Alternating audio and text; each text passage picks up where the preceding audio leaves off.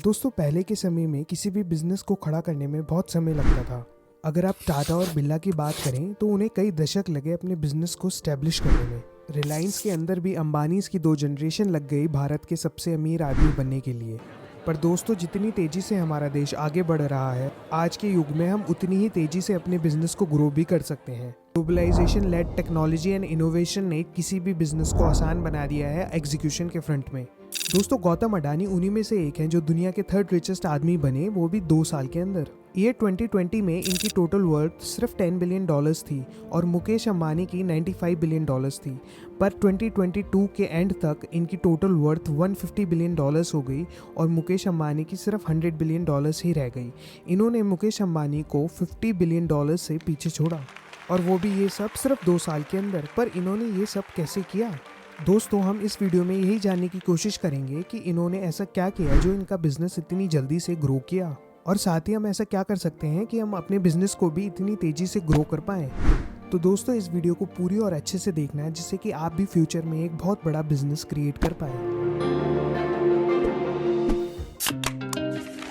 चलिए 1980s की तरफ चलते हैं। इस समय बड़ी बड़ी कंपनीज अपने वर्किंग फॉर्मेट को बदल रही थी। इनसोर्सिंग से शिफ्ट होकर आउटसोर्सिंग की तरफ जा रही थी। फॉर एग्जाम्पल कंपनीज का फोकस उनके प्रोडक्ट की सिर्फ मैन्युफैक्चरिंग और ब्रांडिंग तक हो रहा था। वो रॉ मटेरियल और सेल्स को आउटसोर्स कर रहे थे थर्ड पार्टी के थ्रू। वहीं गौतम अडानी ने उल्टी स्ट्रेटेजी अपनाई। उनके और उनके भाई की जो प्लास्टिक मैन्युफैक्चरिंग यूनिट थी अहमदाबाद के अंदर, उसके लिए उन्होंने प्लास्टिक खुद ही इंपोर्ट करना शुरू कर दिया। रॉ मटेरियल जिसको उन्हें आउटसोर्स करना चाहिए था, वो खुद ही इंपोर्ट करने लग गए थे। इसकी वजह से इनको एक बहुत ही इंटीग्रल एडवांटेज मिली। ये अपने कॉम्पिटिटर्स को भी रॉ मटेरियल सप्लाई करने में कैपेबल हो गए।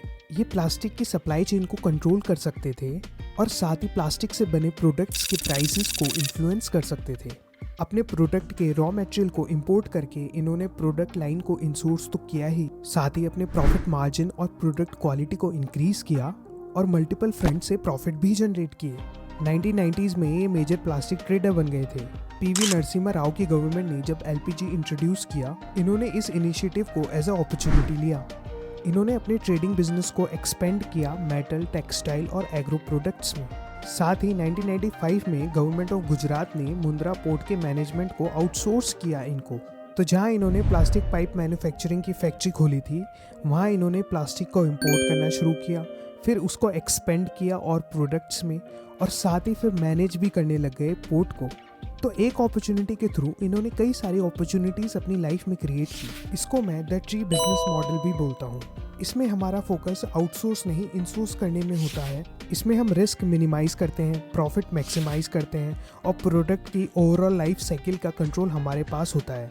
दोस्तों ये सेम स्ट्रेटेजी एप्पल भी फॉलो करती है, जिसमें वो सॉफ्टवेयर के साथ साथ हार्डवेयर भी बनाती है और यहाँ तक कि सेल्स को भी मॉनिटर करती है।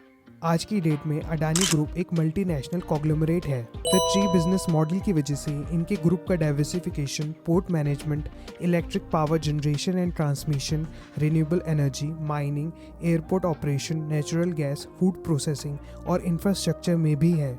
ये इस मॉडल की वजह से एक्सपोनेंशियली ग्रो कर पाए डाइवर्सिफिकेशन से। साथ ही इन्वेस्टर्स की आंखों में इनकी कंपनी की ब्रांड वैल्यू बहुत इंक्रीज हो गई।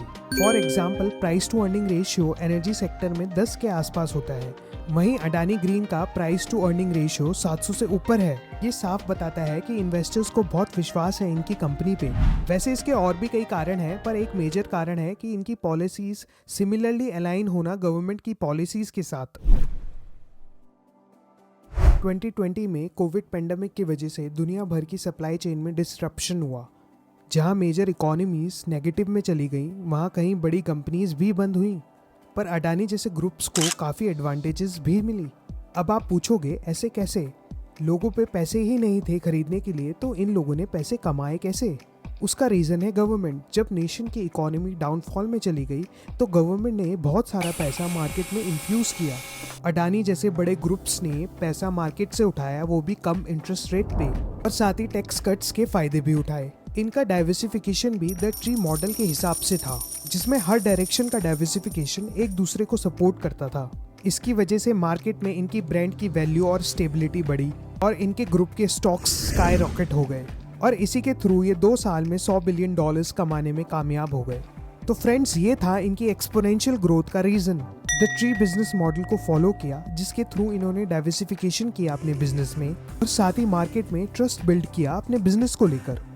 दोस्तों, आप भी अपनी लाइफ में इस तरीके का बड़ा बिजनेस क्रिएट करना चाहते हैं तो बिजनेस को लेकर एक इंटीग्रेटेड अप्रोच लेना बहुत ज़रूरी है, जिससे आप लेटर ऑन होलिस्टिकली डाइवर्सिफिकेशन कर पाएं और ओवरऑल बिजनेस पे कंप्लीट कंट्रोल रख पाएं, क्योंकि हर सक्सेसफुल बिजनेस में सक्सेस फाइनल नहीं होती है और फेलियर आखिरी नहीं होते हैं।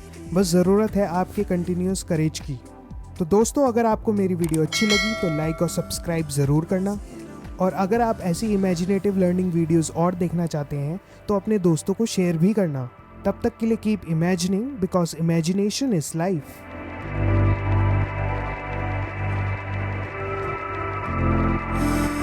What is it?